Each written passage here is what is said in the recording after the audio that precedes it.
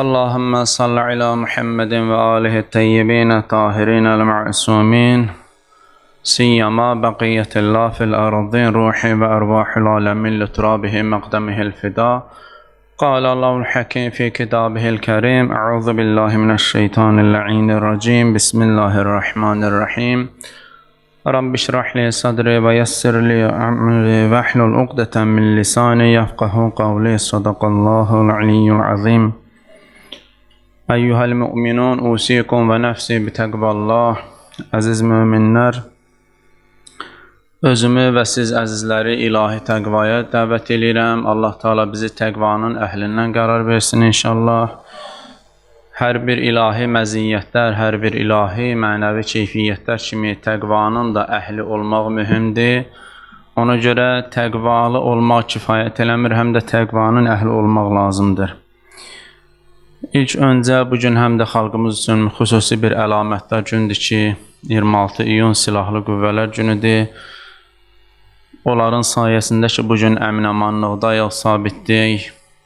Onları Allah Teala yerin göyün bəlasından hifz eləsin. Əziz hərbiçi qardaşlarımız, bütün silahlı qüvvələrimiz, silahları daha da kəskin olsun. İnşallah Allah onları düşmən fitnəsindən, daxili xarici fitnələrdən, məkirlərdən, yerin göyün bəlasından hifz eləsin və daha da xalqımızın əmniyyəti üçün müvəffəq və məsuliyyətli olsunlar inşallah. Mövzumuz, xütbəmizin birinci mövzusu birlik və bərabərlik haqqındadır ki, Quran-ı Kərimin əmrlərindən biridir. Hətta belə desək, Quranın, İslamın əsas prinsiplərindən biridir birlik, vəhdət. Çünki dediyimiz kimi əmniyyət və bərəkət, əmin-amanlıq, sabitlik, birliyin, vəhdətin simvoludur. Fərqli fikirlərin, fərqli əqidələrin, istər dünyəvi, istər dini fikir məktəblərinin, fərqli fikirlərin bir yerdə cəm olmağı, bir-birinin fikirlərinə, xətlərinə hörmət eləməkləri, ideologiyalarına, bunlar hamısı əsli həqiqətdə Quran-ı Kərimin əmridir, Quranın göstərişləridir ki, Allah Teala Quranda buyurur: İnne hazihi ummetukum ummetun vahidetun və ana rabbukum fa'budun. Həqiqətən sizin ümmətiniz vahid bir ümmətdir, mən də sizin Rəbbinizəm, elə isə mənə ibadət eləyin. Və ya başqa bir ayədə Allah Teala buyurur ki, Quranın çox düşündürücü və məşhur ayələrindən biridir: və ati'ullaha və ati'ur rasul və ati'ullaha və rasulahu və la tənaza'u fətəfşəlu və təzhəbə rihakum. Quran-ı Kərim buyurur ki, Allaha və onun rəsuluna itaət eləyin, bir-birinizlə çəkişməyin, gücdən düşərsiniz və sizin ətriniz gedər. Və təzhəbə rihakum. Bəli, bir vəhdətin, bir birliyin, bir qoxusu var, bir ətri var, bir ilahi mənəvi bir keyfiyyəti var ki, onu qorumaq üçün gərəkdir biz vəhdətə riayət eləyək. Burada vəhdət deyəndə bəzən yanlış anlaşılır. Heç kimsə kiminsə xəttin qəbul eləsin, onun yoluna qoşulsun. Yox, vəhdət budur ki, bir-birimizi başa düşək, bir-birimizi sözün yaxşı mənasında yola verə bilək.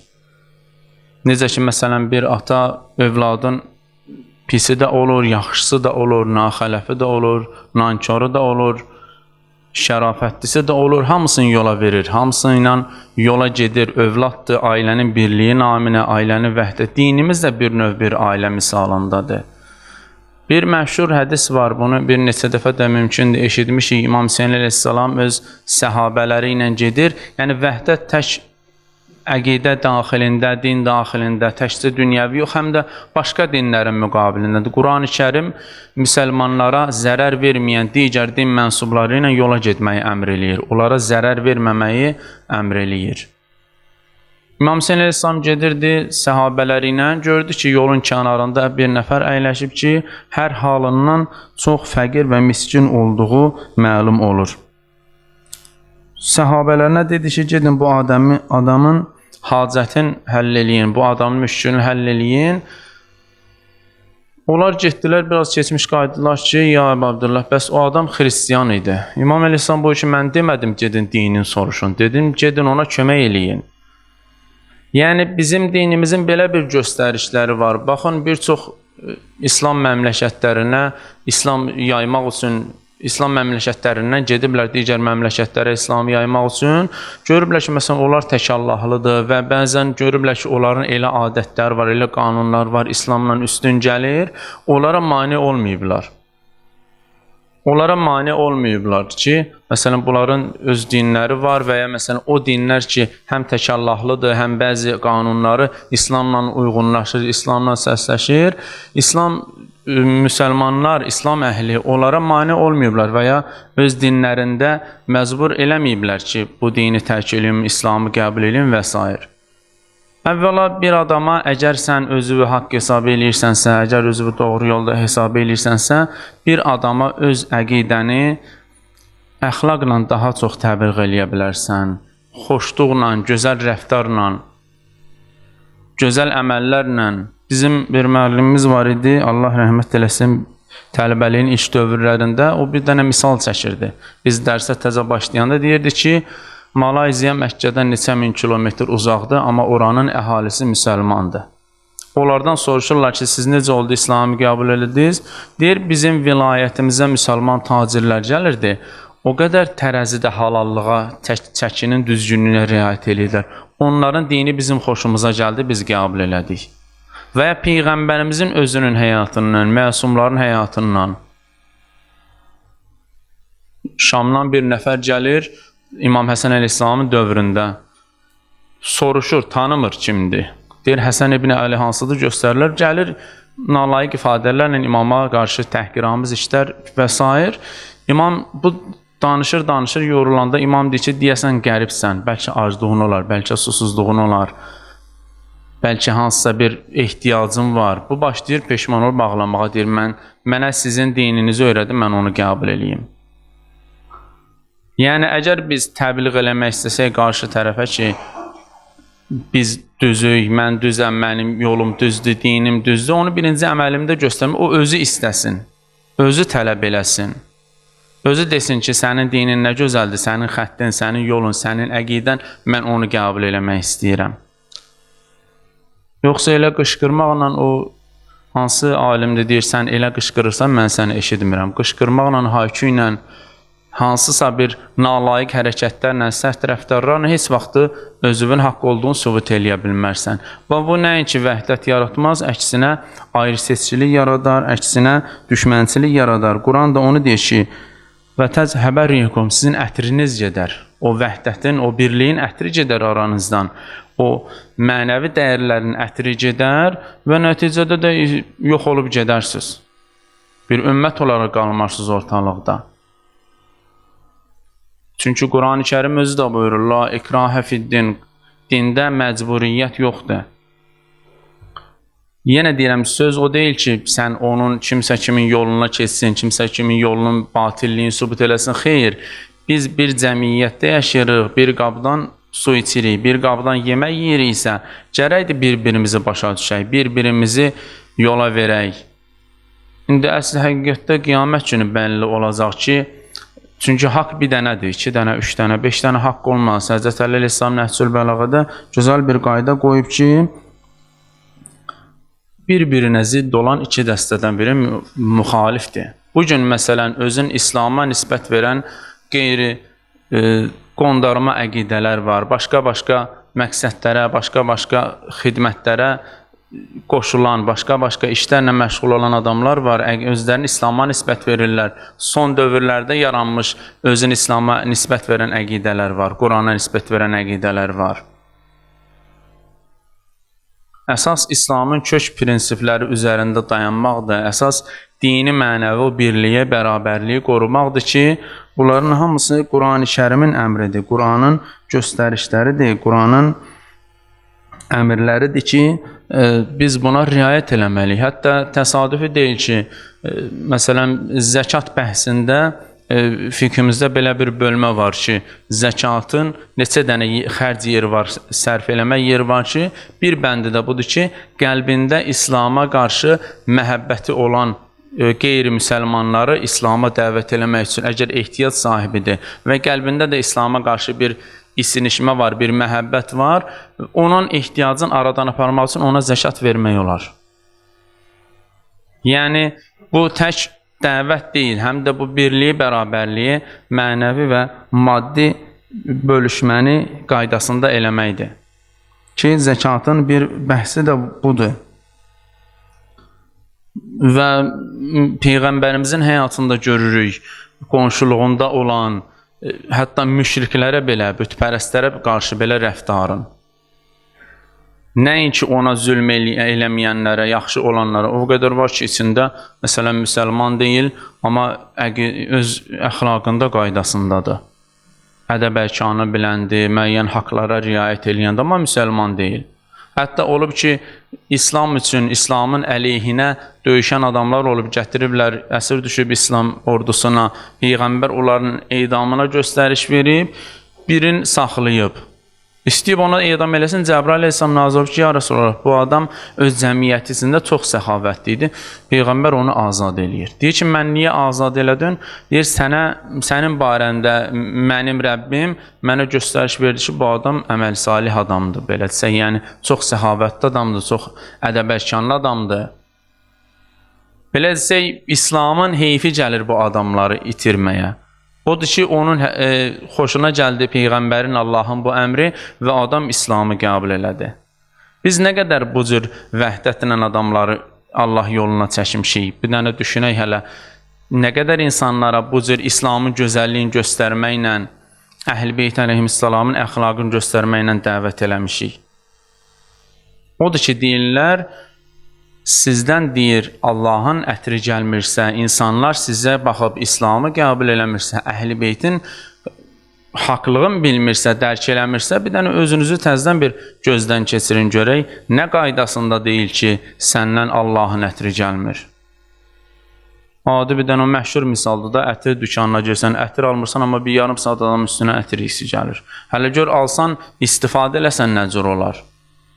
Bizdən niyə məsələn Əhl-i Beytin ətri gəlmir? Bizdən niyə Allahın ətri gəlmir? Niyə o ətir insanları cəlb eləmir ətrafda? Mömin gərək, odur ki, hədislərimizdə buyurur, İmam Sadiq əleyhissalam deyir ki, bir cəmiyyətdə 7 dənə mömin ola, biri bizim şiyəmiz ola, onlar bundan imanlı olsa, bu adam şiyə deyil. Yəni, Allah adamı deyilsən, səndən imanlısı varsa, gərək sən ən üstün əxlaqi keyfiyyətlərdə ən üstün dərəcədə olasan, adamlar baxsın sənə, İslamın gözəlliyini dərk eləsin, imanın gözəlliyini dərk eləsin, Qur'anın gözəlliyini dərk eləsin, Qur'anı əməli şəkildə göstərəsən və əleyhissalam deyir, elə yaşa ki, cəmiyyət sənə uzun ömürlü olmağı arzu eləsin sənin barəndə. Və bu cür biz özümüzü, əqidəmizi, dinimizi, əxlaqımızı, Qur'anımızı, Peyğəmbəri sevdirə bilərik.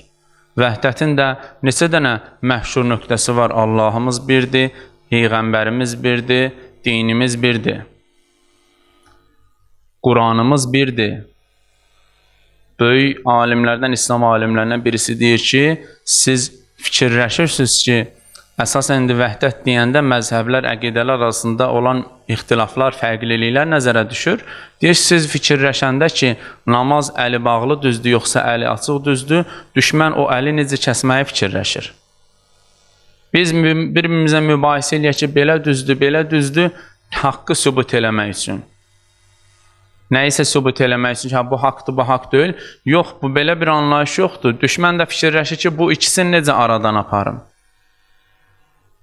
Bəzi İslam məmləkətlərində var, görürsən ki, fərqli-fərqli əqidələr bir-birinə əqidə nisbəti vermirlər. Məsələn, demir ki, bu filan əqidəndəndir, bu filan məzhəbdəndir. Yox, deyir ki, bu mənim əmim oğludur. Görürsən, gedirsən bir müsəlmana qonaq olursan, yanında birisi var, təqdim edir, bu mənim əmim oğludur.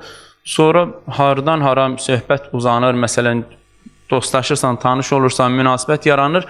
Neçə vaxtdan sonra bilirsən ki, demə bunun əqidəsi fərqliymiş, demir filan əqidədəndir. Onu özünə fərqli göstərmir, deyir, əmim oğludur. Var bəzi İslam ölkəndə belə bir münasibətlər var ki, fərqli əqidəni izhar eləmir, deyir ki, mənim əmim oğludur və ya qardaşımdır. Quran da bizdən bunu istəyir, Peyğəmbər də bizdən bunu istəyir. Hədislərimiz, Allah dostlarının kəlamları da bizdən bunu istəyir ki, fərqli-fərqli fikirlər cəmiyyətdə, yenə deyirəm, tək dini mənada yox, elə dünyəvi mənada da bir-birimizi başa düşmək, yaxşı mənada bir-birimizi yola vermək. Biri var deyəsən, hə, sən deyəndi, sonra gedib kənarda deyəsən, bu filan kəs bu cür adamdır. Yox. Buna deyərlər münafiq. Bir də var ki, məsələn, yaxşı mənada cəmiyyətdə bir ictimai vəhdət formalaşdırasan. Necə ki, məsələn, biz bunun nümunəsini Vətən müharibəsində gördük. Fərqli-fərqli xalqlar, fərqli-fərqli dini əqidələr, fərqli-fərqli ictimai görünüşlər hamısının birliyindən bizə böyük bir qələbə hasil oldu. Quran da bizdən bunu istəyir. Hətta qeyri-dinlərin müqabilində buyurur ki, Quran-ı Kərim la təsubbullezine yed'un min dunillah. Allahdan başqasına ibadət eləyənlərin ibadət elədiklərini söyməyin, təhqir eləməyin. Sənin müqəddəs bildiyin adam bu cür nədir? Açıq-aşkar cəmiyyətdə təhqir eləyəsən, tutaq ki, sən nə isə doğru bilirsən, nə isə belə deyim bilirsən ki, o düz deyil, amma ictimai şəkildə bunu adamın üzünə vurmaq, bunu ictimai bir bayraq eləyib, bunu fərqli-fərqli, ixtilaflı bir nəsəliyə gətirmək, artıq bu düzgün deyil. Quran bunu qadağan eləyir. Necə ki, məsələn, biri var, ata özü övladını danlasın ki, sən düz hərəkət eləmirsən. Biri də var, kimsə gəlsin, atanın yanında övladını təhqir eləsin ki, sənin övladın bu cür hərəkət. Ata bilir o hərəkətin sahibidir. Amma bunu atanın üzünə vuranda artıq atanın qəlbi narahat olur. İstər-istəməz. Kimsə gəlib bizə övladımızın hansısa səhv hərəkətini desə, özümüz bildiyimiz halda kiminsə kənardan demək, bizə pis təsir eləyir. O cümlədən də ki, sən gedib kiməsə deyəsən ki, sənin rəhbər tutduğun şəxsin əxlaqı bu cür nədir, şəxsiyyəti bu cür nədir? Xeyr. Quran deyir ki, fətəfşəlu deyir, aranızda ayrılıq düşər və təzhəbə rihəkum, sizin ətriniz gedər. Odur ki, gərəkdir biz vəhdət eləyək, gərəkdir biz Quranın və Peyğəmbər sünnəsini, Peyğəmbər qaydalarını, Peyğəmbər yolunun əsas ana prinsiplərin rəhbər tutub, öz dini və mənəvi dəyərlərimizi daha da qoruyaq, daha da dərinləşdirək, Allaha and verək, izzət-i cəlalına inşallah dini, dünyəvi və ictimai məsələlərdə hər birimizi müvəffəq və məsuliyyətli eləsin. Bu müvəffəqiyyətimizin və məsuliyyətimizin daha da bərəkətli olmağına, daha da məsuliyyətli olmağımıza bu işlərdə Peyğəmbər, Ali Peyğəmbərə salavat eləyək. Allahümmə salli alə Muhammed. Bismillahirrahmanirrahim. Qul huvallahu ahad, Allahus samad, lem yelid və lem yulad və lem yekul lehu kufuven ahad. A'udhu billahi mineşşeytanirracim. Bismillahirrahmanirrahim. Elhamdülillahi rabbil alamin ve salatu vesselamu ala seyyidil enbiyai murselin Ebil Qasim Muhammed. Allahümme salli ala Muhammed ve Muhammed. وعلى وصيه وخليفته يعصب الدين أمير المؤمنين علي بن أبي طالب وعلى قرة عين الرسول الزهراء البتول وعلى الحسن والحسين وعلي بن الحسين ومحمد بن علي وجعفر بن محمد وموسى بن جعفر وعلي بن موسى ومحمد بن علي وعلي بن محمد والحسن بن علي والحجة المهدي العسكري. اللهم صل على محمد ومحمد. عجل الله تعالى فرجه الشريف روحي وأرواح العالمين لترابه مقدمه الفداء. قال الله الحكيم في كتابه الكريم أعوذ بالله من الشيطان الرجيم بسم الله الرحمن الرحيم رب اشرح لي صدري ويسر لي أمري واحلل عقدة من لساني يفقه قولي صدق الله العلي العظيم. Eyyuhəl müminun, usikum və nəfsi bi təqvallah. Əziz möminlər, özümü və siz əzizləri ilahi təqvaya dəvət edirəm. Allah Teala bu günlərin ehtiramına bizləri təqvanın əhlindən qərar versin inşallah. İmam Hüseyin əleyhissalamın əzalı günlərindəyik, İmam Hüseyin əleyhissalamın matəmli günlərindəyik ki, vəzifəmizdir bu günləri daha aydın, daha dərindən başa düşək, daha üzərində təfəkkür eləyək. Ki biz bu əzadarlıqda vəzifəmiz nədir? Biz niyə bu əzanı saxlayırıq? Niyə bu əzadarlıqda xidmət eləməyi özümüzə vəzifə bilirik? Və bu əzadarlıqlar bizə nə verir? Ümumiyyətlə İmam Hüseyin əleyhissalamın barəsində bir çox şeyləri başa düşməliyik. Quran-ı Kərim Bəqərə surəsi 138-ci ayəsində Allah Teala buyurur ki, sibğatallahi və mən əhsanu minallahi sibğatan və nəhnu lehu abidun. Bu Allahın rəngidir, ilahi boyaqçılıqdır. Kimin boyaqçılığı Allahın rəngindən gözəldir. Yəni sibğatallah həm rəng deməkdir, Allahın rəngi, həm də boyaqçılıq, Allahın rəngləməyi deməkdir. Yəni bayaq dediyimiz kimi ki, biz İmam Hüseyin əleyhissalamın yolunda, xəttində, İmam Hüseynin əzadarlığındayıqsa, bizdən onun rəngi olmalıdır, bizdə onun ətri olmalıdır, bizdə ona oxşarlıq olmalıdır. Hər hansı bir xüsusiyyətində onun fədakarlığı olsun, onun mənəviyyatı olsun, bütün mənəvi xüsusiyyətlərində hansından bacarsaq, hansına oxşamaq istəsək, mümkündür, hər bir xüsusiyyətində olmasın, bir neçə xüsusiyyətində olsun. Adətən İmam Hüseyin əleyhissalamı təsvir eləyəndə məşhur bilinmişik, məşhur görmüşük fədakarlığı ilə. Özdə elə bir fədakarlıq ki, hələ ki ona çatan bir fədakarlıq yoxdur, yəqin ki, indən belə də olmayacaq. Yəni, o cür fədakarlıq sahib olduqlarından maddi, mənəvi, övlad qismində, nüfuz qismində, məqam mənsəb qismində Allah üçün fədakarlığın ən gözəl dərəcəsini İmam Hüseyin əleyhissalam göstərdi. Və hər kəs ki, ona mərifətlə, onun haqqını tanımaqla, ixlasla ona bağlanır, ona aid şüarları yaşadır, mütləq şəkildə ona oxşayacaq. Mütləq şəkildə oxşayacaq. Oxşamayan bu həyatın qanunudur. Mütləq şəkildə, adi məsələn, biz orta məktəbdə fikir verirdik, sinif yoldaşımızın qələmini götürüb yazırdıq. Məsələn, cümləni, sözün ilk hərflərini qələm onun kimi yazırdı. Bilməm, fikir verimiz, əşyaların da bir yaddaşı var. Bir adamdan məsələn, daimi işlətdiyi bir dənə qələmi alın, yazın, sözün ilk hərflərini o yazdığı kimi yazacaq. Əşyanın bir dənə yaddaşı var. Əhl-i Beyt əleyhissalamın yolun, xəttin, İmam Hüseynin əzadarlığı, yəni bu bir tamaşa deyil ki, biz gəldik, baxdıq, ağladıq, getdik. İnsan bəzən hansısa bir tamaşadan, hansısa bir belə deyim, muğamdan, bir oxunuşdan təsirlənir, bir romandan, bir bədii əsərdən təsirlənir, ağlayır. Yəni burada bir savab yoxdur. Yəni belə olmasın ki, biz elə gəldik, baxdıq. Yəni bizdə əgər əlamətlər varsa, oxşarlığı varsa, İmam Hüseynə, onun şüarlarına, onun səhabələrinə, odur ki, böyüklər deyiblər ki, gedənlər Əbəlfəz ağa kimi elədilər, qalanlar xanım Zeynəb kimi eləməlidirlər, əks halda Ömər Səd kimi eləyiblər. Yəni çox ağır bir sözdür, amma çox da məsuliyyətli bir sözdür və çox da böyük bir həqiqət payı var. Gedənlər Əbəlfəz ağa kimi elədi, yəni imamın müqabilində fədakarlığın göstərici, əməli şəkildə, nəinki dillə. O da Əbəlfəz ağanın oxuduğu məşhur rəcəzlərdəndir ki, deyir, Ətənhufuna qovmən bil-mavt. Elə bir qövmü deyir, ölümlə qorxudursunuz ki, uşaqlıqdan ölümlə oynayırlar, gör böyüyəndə necədirlər. Yəni biz, ölüm bizim adətimizdir, şəhadət bizim adətimiz, qorxulu bir şey yoxdur burada. Baxın, insan qiyamət günü deyir ki, Allah Taala'nın dərgahında insan çıxanda sorğu-suala, ömrünü nəyə sərf elədin sualına cavab verməmiş insan imkan verilməyəcək, icazə verilməyəcək Allahın dərgahından bir addım da atsın kənara. Ömrümü nəyə sərf eləmirsən? Görürsən, məşhur bir şeytanın bir bəhanəsi var, deyir, dünyaya onsuz da bir dəfə gəlirik. Bir dəfə gəlirik, ağıllı adam qayıdıb cavab verir ki, mərd yaşayaq da, mömin kimi, insan kimi yaşayaq. Nəinki digər canlılarla müştərək olan xüsusiyyətlərimizlə yaşayaq. Gəzmək, yemək, içmək, istirahət, hansısa mərkəzlər, insan var ki, elə işi gücü istirahətdədir, gəzməkdədir. Dincəlsin, xüsusi qulluq vasitələri, nə bilim, yeməyi, içməyi, bəlli bir resept və s. Belə özü ilə məşğuldur.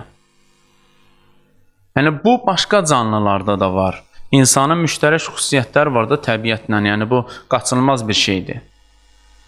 Dünyaya bir dəfə gəlmirsən, mömin kimi yaşa. Bunun nümunəsini də Allah İmam Hüseynin timsalında göstərib. Tək İmam Hüseynin bütün Allah dostları.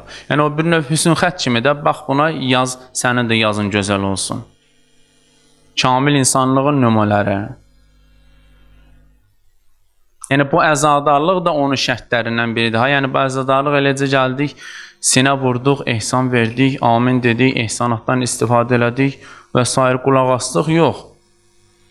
Yəni mərifət olsa, odur ki, İmam Hüseynin barəsində olunan işlərin savabı o mənada çoxdur ki, mərifət və ədəb-ərkan, imamı tanımaq, imamı düz tanımaq, bunlar kömək edir ki, bizim onun barəsindəki əməllərimizin keyfiyyəti çoxalsın. Keyfiyyət çoxalanda da o artıq, o əməl bəli, çox böyük savabdır. Çox böyük savabdır. Hətta hədislər buyurur ki, milçəyin qanadından isladacaq qədər olsa gözyaşı insanın günahları bağışlanar.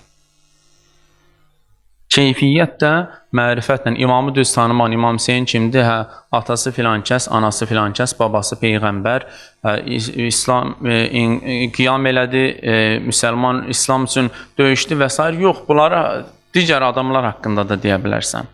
İmamın haqqın, imamın həqiqətin tanımaq, yəni imamın Allahın rəngində olmağını görmək və onun rənginə boyanmaq, buna deyərlər mərifət. Bu halda insanın əməllərinin göstəricisi var, əməllərinin keyfiyyəti var. Əməllərin keyfiyyəti, bəli, imama ixlasla bağlılıqdadır. Bəli, dünyaya insan bir dəfə gəlir. Bir çox Həzrət Əli Əsəlamın bir çox hədisləri var ki, əməlli başlı həyat düsturudur. Deyir ki, nə çox bir anlıq ləzzətlər ki, ardınca bir ömürlük acı qalar. Bir anlıq insan hansısa ləzzətə qurşanır, bir ömürlük qalır şikəst. Bir anlıq maşına sürət verir, gedir, kimisə bədbəxt edir, ya özü bədbəxt olur. Bir anlıq ləzzətin acısıdır. Digər bütün dünyəvi ləzzətlərə baxın, ya halalı, ya haram. İstəsən ki, bir anlıq ləzzətə qovuşasan, ardınca böyük bir zəhmət var, böyük bir acılar var. Odur ki, dünyanın halal ləzzətlərinə belə çox qapılmaq olmaz. Və insan ki, dünyaya bir dəfə gəlir, ömür bir dəfədir, bir nəfəsdir. Bir də gördün, getdi nəfəs geri qayıtmadı. İza caa əcəluhum la yəstəxiruna saətən və la yəstəqdimun. Vəcəl yetişəndə nə bir saat irəli çəkilər, nə bir saat geri çəkilər. Ömür getdi, ömrü İmam Hüseynə sərf eləməsən, Allaha sərf eləməsən, ömür israfdır, ömür heyf oldu. Odur ki, o cür insanlar bizi heç vaxtı başa düşməyəcək. O cür insanlar deyəcəklər ki, ərəbdən ötürü 1400 ildə ağlayırlar. Ərəbdən ötürü 1400 ildə özlərini döyürlər. Halbuki, baxın, bugün bizə həmin iradları tutan insanlar, ölkələr, xarici, məsələn, millətlər və s. əqidələr, başqa fikir məktəbləri özləri çox üzr istəyən hər hansı bir Avropa ölkələrindən birindeydi, bu misal yadıma düşdü. Hansısa nadir bir heyvanın balası öldü, 3 gün o boyda 100 milyonluq ölkə yas saxladı. Amma gəlib deyirlər ki, ərəbə ağlamaq olmaz. Və bizim özün intelligent hesab eləyən müsəlmanlar, Allah rəhmət eləsin Mirzə Əlişbər Sabiri belələrinə intelligent yox, itilgent deyirmiş. Özdə inanırlar, deyir, hədə sivil yaşamaq lazımdır, dünyəvi Marsa uçur cəmat. Elə ki, İmam Hüseyin kimi sayağınla yapışıb, qoymayıb Marsa uçmağa. Cəmat deyir, Marsa uçur, siz deyir, durub ərəbə ağlayırsınız burada. Amma özü gedir hansısa bir Avropalı bir inqilabçıya, özünə ideal tutur onu, kumir deyirlər, nə deyirlər, bax o cürlə. İndi İmam Hüseynə əgər biz yaxşı oxşasaq, o iradı çox da tuta bilməyəcək. İndi bir dəstə var ki, onun işi ilə danışmaq, onlar qiyamətə qədər danışacaqlar. İmam Hüseynin öz dövründə də danışdılar, dedilər getmə, eləmə və s. İndi də bizə də o sözü deyirlər. O ilə işimiz yox deyilsə, o iradlara fikir vermək də lazım deyil. Amma biz istəsək ki, o iradlar çox tutulmasın, gərəkdir biz İmam Hüseyin əleyhissalama düz tanıyaq. Düz tanıyaq ki, ona oxşaya bilək, ona bənziyə bilək. Bizdən onun ətri gəlsin. Sibğatallahi və mən əhsanu minallahi sibğatan. Ən gözəl rəng, ən gözəl boyaq Allahın boyasıdır. Ən gözəl boyaq şəhadət boyasıdır. Odur ki, neçə gündür ustad da deyir, bunu da başqa xütbələrdə də eşitmişik. Həbiblə Müslümün söhbəti Kufə bazan deyir, xına qoymaq istəyirəm saqqalma. Deyir Hüseyin, Fatimə oğlu Hüseyin Kərbəlada bir dənə bazar açıb ged onun xınasından qoy, heç silinməsin ömrü boyu. İmam Hüseyin əleyhissalamın barəsində neçə dənə müqəddəs ziyarətnamələr var. Çox tanınmayan, amma çox da böyük savabı olan bir ziyarətnamə var, müqəddəs nahiyə ziyarəti. Adı elədir. İmam Zaman əleyhissalamın İmam Hüseyni ziyarət eləyəndə oxuduğu ziyarətnamədir. Orada deyir ki, İmam Hüseyni salam verəndə ağa İmam Zaman əleyhissalam buyurur ki, Əssəlamu alə şeybil xəzib. Salam olsun o saqqala ki, xına qoydu saqqalına. İmam Hüseyin əleyhissalamın saqqalında 3 nəfərin qanı var idi. Tarix deyir, 3 nəfərin qanı var idi. Biri Əli Əsqərin qanı idi ki, onun boğazı oxlananda çəkdi sinəsinə, qan yayıldı. O ki, xeymiyə Əli Əsqəri qucağında gətirdi. Xanım Zeynəb gördü ki, Əli Əsqərin qanı İmam Hüseynin sinəsindən süzülür. Biri Əli Əsqərin qanı idi, biri Əli Əkbərin qanı idi, onu qucağına aldı, sonra götürə bilmədi. Bir Rozaxan məclisdə danışırmış, əlində təsbihi qırır, atır, cəmaat tökülür, onun dənələrini yığmağa. Başlayır ki, İmam Hüseyin Əli Əkbəri bu cürlə yığdı. Yəni, bir ata üçün necə bir çətin haldır o? Necə insan ürəyi ona dözə bilər? Xanım Səkinə sallallahu aleyha deyir ki, atam Əli Əkbər meydana heç bir şəhidin ardınca İmam Hüseyin getməyib. Amma Əli Əkbəri göndərəndə deyir, dayana bilmədi, düşdü ardınca. Neçə dəfə deyir, gördüm ki, az qalır ruhu bədənindən çıxsın. O üzrünə fədakarlığın müqabilində İmam Hüseyin ruhiyyəsi imam da olsa, bir ata şəfqəti var, bir ata olmasa belə o üzrünə qurbanlığı verməyin bir təsiri var, bir fədakarlığı var. Deyir, az qaldı İmam Hüseynin ruhu Əli Əkbərin qanı idi. Bir də xanım Zeynəb Şimr lənətullah əleyh imamın sinəsində ki, oturdu, onun başını kəssin. Xanım Zeynəb özünü yetirdi, tutdu xəncərin tiyəsindən. Şimr çəkdi, xanım çəkdi. O da xanım Zeynəbin barmaqları doğrandı orada. Xanımın qanı qarışdı İmam Hüseynin qanına, İmam Hüseyin saqqalına. 3 dənə qan var idi. O da İmam Zaman əleyhissalam xanım Zeynəbin müqabilində, o Əli Əkbər ağanın qanı müqabilində İmam Hüseynə salam verəndə deyir, Əssəlamu alə şeybil xəzib. Yəni, fədakarlığın ən ali nümunəsini göstərdi İmam Hüseyin əleyhissalam. Bunun da misli bərabər yoxdur. Biz istəyək, onu haqqı ilə tanıyaq, biz də gərək öz ölçümüzdə bu cür fədakarlıqlara hazır ola bilək. Bizim dostlardan biri danışırdı, illər öncə təxminən bir 10 il bundan öncənin hadisəsi deyir ki, Ərbəyində Kərbəlaya ziyarətə gediblərmiş. Deyir, qaldığımız ev ki, ərəbin evində qalırdıq, səhər gördük, hayküy düşüb, dava düşüb. Çıxdıq, gördük, biz qaldığımız evin sahibi o ərəb, qonşusu ilə dalaşırlar sözlə. Bir qardaş var idi, tərcüməçi, bələdçi, dedik, bunlar niyə dalaşırlar? Deyir ki, o qonşu ərəb, bunun oğlu onun oğlunu öldürüb. O ərəb gəlib ki, mən deyir, oğlumun qanı sənə bağışlayıram, eşitmişəm evində İmam Hüseyin zəvvarları var, onları ver, mən saxlayayım. Bu da deyir ki, mən də oğlumu verirəm, apar intiqamı var. Çünki Quran deyir də, məsələn, qanın bir neçə intiqamı var, biri də budur ki, qatilin edamı.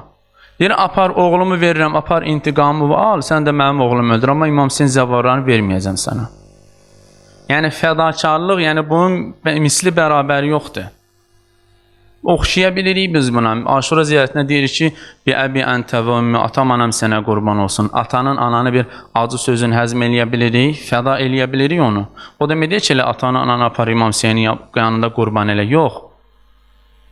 Onu sözündən keçə bilirsən, acı sözündən. Naxoş hərəkətindən keçə bilirsən, onu fəda eləyə bilirsən İmam Hüseyin o hərəkəti. O görsən bir adamın bir işi olur, bir ağsaqqal gəlir onu barışdırma, deyir ki, Hacı sənə qurban olsun, dayı bağışladım ki. Deyə bilirsən İmam Hüseynə ki, atamın, anamın o işini sənə bağışladım, o acı hərəkətin mənə qarşı, mənə zülm eləməyin bağışladım. Eləcə, quru mətin kimi oxub keçmək lazımdır Əhl-i Beytin fəzilətlərini, İmam Hüseynin kəlamların. Əməli şəkildə də ki, gərək göstərək. Göstərməsə elə tamaşaya baxdın, getdin, ya İmam Hüseynə baxdın, getdin, çox fərq eləməyəcək. Allaha ant verək İmam Hüseyin əleyhissalamın ehtiramına inşallah bizi İmam Hüseynin mərifəti ilə tanıyıb, haqqı ilə onun əzasını qoruyanlardan, saxlayanlardan qərar versin inşallah. Allaha and verək, əzizlər ki, neçə günlər zəhmət çəkirlər. Dünyanın hər yerində İmam Hüseyin əleyhissalamın barəsində maddi mənəvi zəhmətlər var, əziyyətlər var ki, amma azdır. O gün bir dostumuz deyir, məclisdən çıxmışıq da xeylaq yorğunçuluqdur deyir, yorulmaq çox gözəldir İmam Hüseyin üçün, amma azdır. O da hədislərdə deyir ki, bütün dünya İmam Hüseyndən ötürü ölsə azdır. Yoruluruq, bəli, maddi mənəvi zəhmət çəkirik, amma azdır İmam Hüseynin elədiyinin müqabilində, heç müqayisə olunmaz. Allah bu müqayisə olunmayan zəhmətləri bizdən ali dərəcədə qəbul eləsin, dünya axirətimizə zəxirə eləsin inşallah. Allah bizi əməldə, əxlaqda, şəxsiyyətdə, işimizdə, evimizdə, məsciddə, hər bir olduğumuz məkanda və məqamda İmam Hüseynə oxşamağı nəsib eləsin. Allah mütəal bizi bu işlərdə İmam Hüseynin barəsində daha da müvəffəq və məsuliyyətli eləsin inşallah. Dualarımızın qəbulluğuna, müşküllərimizin həllinə hər birimizdən iltimas edilənlər var. Xüsusən xəstələr üçün ağır iltimas edirlər ki, ağır xəstədirlər, təcili şəfaya, duaya ehtiyaclar var. Allah Teala İmam Hüseyin ehtiramına onlara şəfa versin, müşküllərini həll eləsin inşallah. Dualarımızın qəbulluğu üçün, niyyətlərimizin həll olmağı üçün Peyğəmbər, Ali Peyğəmbərə salavat zikr eləyək. Allahumma salli ala Muhammed və ali Muhammed. أعوذ بالله من الشيطان الرجيم بسم الله الرحمن الرحيم قل هو الله أحد الله الصمد لم يلد ولم يولد ولم يكن له كفوا أحد صدق الله العظيم